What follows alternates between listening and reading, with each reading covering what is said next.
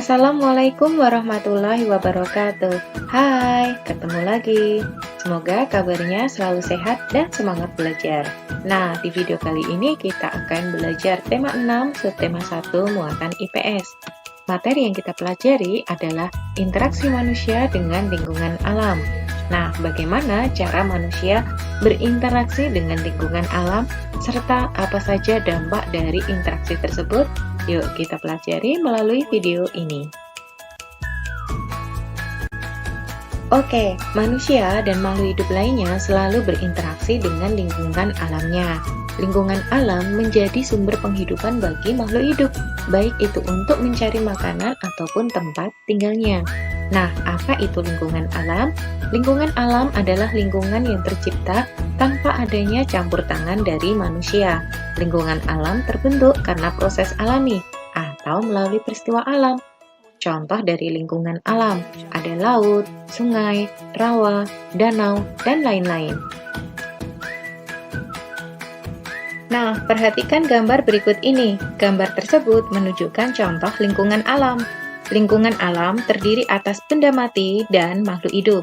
Contoh benda mati misalnya air, tanah, udara, curah hujan, sinar matahari, dan batu. Sedangkan makhluk hidup misalnya hewan, tumbuhan, jamur, dan manusia. Benda mati dapat mempengaruhi keberadaan dari makhluk hidup. Contohnya, tanah, suhu, dan curah hujan akan mempengaruhi jenis tanaman yang hidup di suatu daerah. Dan makhluk hidup pun dapat mempengaruhi keberadaan benda mati. Contohnya, banyaknya pohon yang hidup di suatu tempat, maka akan menjadikan udara menjadi lebih sejuk dan kandungan air pada tanah atau air tanah menjadi lebih banyak. Bentuk interaksi manusia dengan lingkungan alam ada dua jenis. Yang pertama, manusia menyesuaikan diri dengan keadaan alam. Dan yang kedua, manusia memanfaatkan alam untuk mencukupi kebutuhan hidupnya. Jenis bentuk interaksi manusia dengan lingkungan alam yang pertama, yaitu manusia menyesuaikan diri dengan keadaan alam. Contohnya, petani memilih waktu tanam yang tepat sesuai musim yang sedang terjadi. Biasanya, petani akan bercocok tanam padi saat musim hujan. Contoh yang kedua, nelayan memilih waktu yang tepat untuk pergi melaut.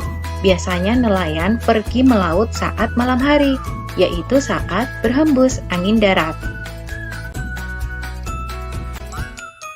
Bentuk interaksi manusia dengan lingkungan alam yang kedua, yaitu manusia memanfaatkan alam untuk memenuhi kebutuhan hidupnya.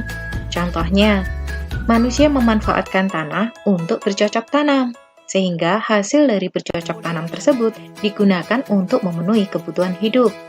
Yang kedua, nelayan memanfaatkan angin laut untuk pulang ke daratan setelah mencari ikan. Kegiatan mencari ikan tersebut dalam rangka memenuhi kebutuhan hidup. Setiap bentuk interaksi manusia dengan lingkungan alam pasti menyebabkan dampak. Dampak tersebut ada yang berupa dampak positif bagi alam dan ada pula dampak yang bersifat negatif bagi alam. Nah, berikut ini adalah contoh interaksi manusia dengan lingkungan alam yang berdampak positif, yaitu pengunjung pantai membuang sampah di tempatnya, sehingga sampah tidak mengganggu kehidupan biota di laut atau di pantai. Yang kedua, masyarakat mengadakan program kali bersih atau prokasi secara rutin, sehingga sungai atau kali akan tetap bersih, dan biota di sungai tersebut dapat tumbuh atau hidup dengan baik. Yang ketiga, masyarakat menyelenggarakan reboisasi di hutan yang gundul, sehingga kesuburan tanah di hutan tersebut dapat terjaga. Dan ada pula interaksi manusia dengan lingkungan alam yang berdampak negatif. Contohnya, masyarakat membuang sampah di sungai. Kedua, pembakaran hutan untuk ladang berpindah, sehingga hutan akan cepat berkurang. Dan yang ketiga, pembalakan hutan atau illegal logging untuk mengambil kayu di hutan. Nah, berikut ini adalah interaksi manusia yang berdampak positif, sehingga kehidupan biota di laut dapat terjaga, program kali bersih atau prokasi, dan ada juga reboisasi di hutan yang gundul. Sedangkan interaksi manusia dengan lingkungan alam yang berdampak negatif, yaitu membuang sampah di sungai, membuang sampah di pantai atau di laut, pembalakan liar atau illegal logging, dan kegiatan ladang berpindah dengan cara membuka hutan secara pembakaran. Oke, kita sudah selesai belajar. Terima kasih sudah menyimak video ini dengan baik. Sampai jumpa. Sehat selalu, tetap semangat. Wassalamualaikum warahmatullahi wabarakatuh.